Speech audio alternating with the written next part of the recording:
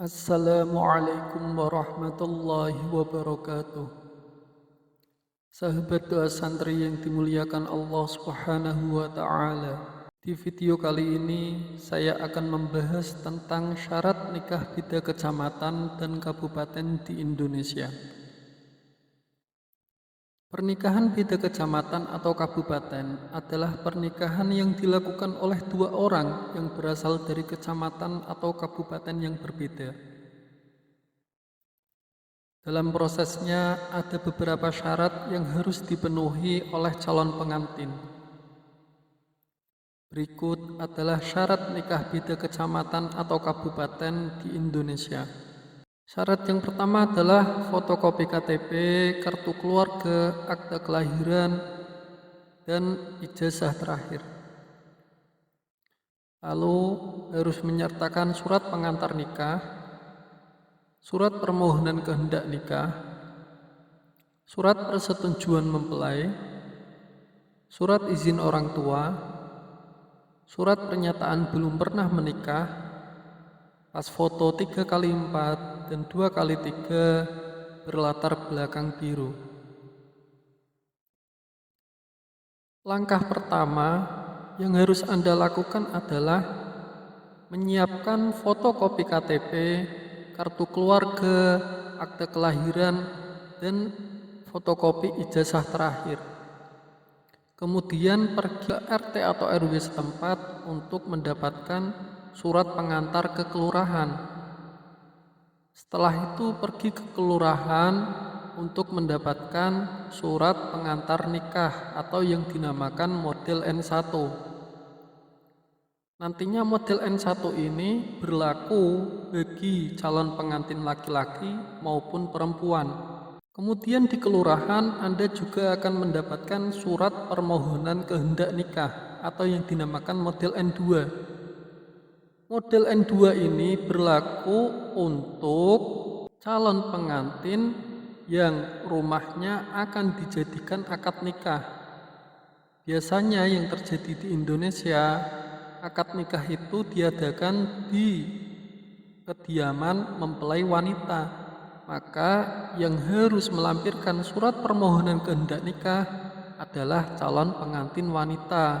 Jika sebaliknya, pernikahan diadakan di rumah mempelai pria, maka yang melampirkan surat permohonan kehendak nikah adalah calon mempelai pria. Selanjutnya yang perlu dilampirkan adalah surat persetujuan mempelai. Selanjutnya adalah surat izin orang tua. Surat izin orang tua ini berlaku jika calon pengantin berumur kurang dari 21 tahun. Tapi jika calon pengantin berumur 21 tahun atau lebih, tidak perlu melampirkan surat izin orang tua. Kemudian surat pernyataan belum pernah menikah, di mana di dalam surat pernyataan belum pernah menikah ini nantinya harus ditandatangani oleh dua orang saksi, tanda tangan lurah, dan tanda tangan calon pengantin beserta materai 10.000. Syarat selanjutnya adalah pas foto. Jika calon pengantin wanita dari luar daerah menyiapkan foto 3x4 sebanyak 2 lembar, dan jika calon pengantin satu daerah menyiapkan foto 2x3 sebanyak 5 lembar berlatar belakang biru. Khusus untuk calon pengantin perempuan, di samping syarat-syarat yang sudah kami sebutkan di atas, ada syarat tambahan yaitu surat keterangan wali. Karena wali nikah itu dari pihak perempuan.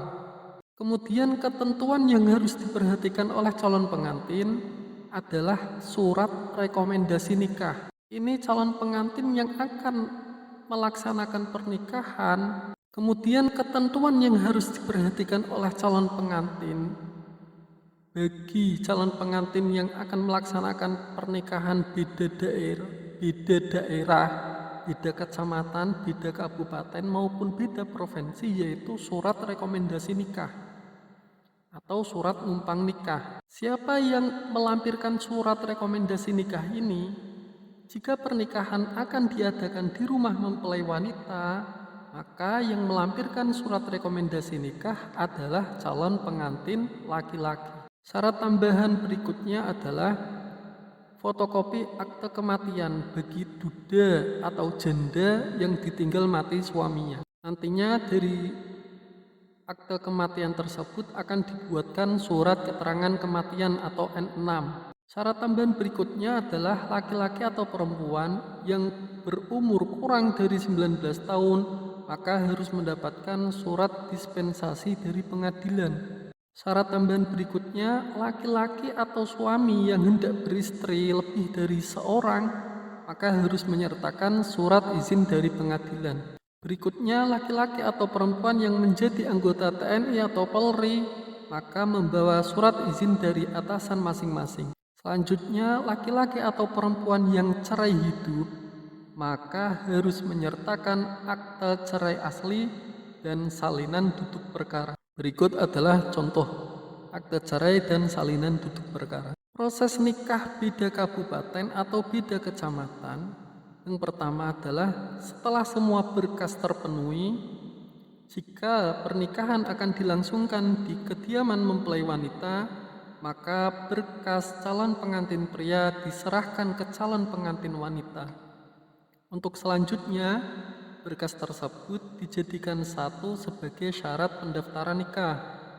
Setelah pendaftaran nikah berhasil, nantinya calon pengantin laki-laki, perempuan, dan wali nikah dari calon pengantin perempuan secara bersama datang ke KUA untuk melaksanakan pemeriksaan berkas. Setelah pemeriksaan berkas selesai dilakukan, tinggal menunggu waktu kapan akan dilaksanakan akad nikah.